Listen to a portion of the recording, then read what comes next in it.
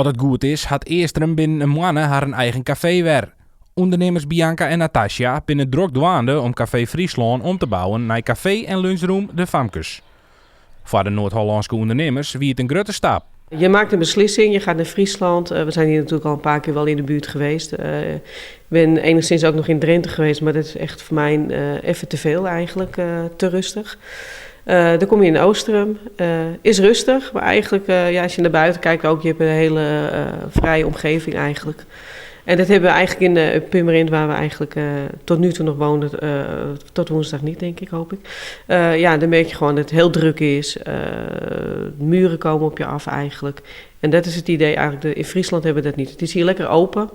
En in plaats van dat je hier hordes met auto's heb je af en toe een tractor. Dus dat is ook wel leuk. Paardjes komen hier voorbij. 'S Nachts heb ik echt gelachen. Hier hoor ik een koeiengeluid. Ja, dat is nieuw. En dat is voor mij, het is net een soort bungalowpark. Ik voel me gewoon helemaal tot rust komen.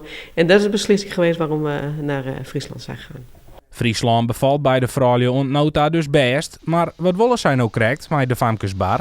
We worden een lunchroom café, zeg maar. Dus het café, dat worden themafeesten. Dus wij willen verschillende soorten themafeesten gaan geven. Wat van een bingo kan zijn, maar ook een ethisch feest. We gaan een lunchroom worden, maar ze kunnen dus hier lekker gaan eten strakjes als het allemaal weer mag, hè, als de corona een beetje voorbij is. Lekker op het terras kunnen ze gaan lunchen, maar we gaan ook een bezorglijn hebben we. De ondernemers zien jeder een bijna escape room in het westen, maar ook een opleidingscentrum. Nou dus een horecazaak onder de reek van Dokkum.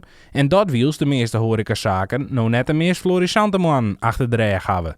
Voor ons is het natuurlijk een begin. En door de corona, het is misschien heel lullig gezegd, hebben wij een kans gekregen ook.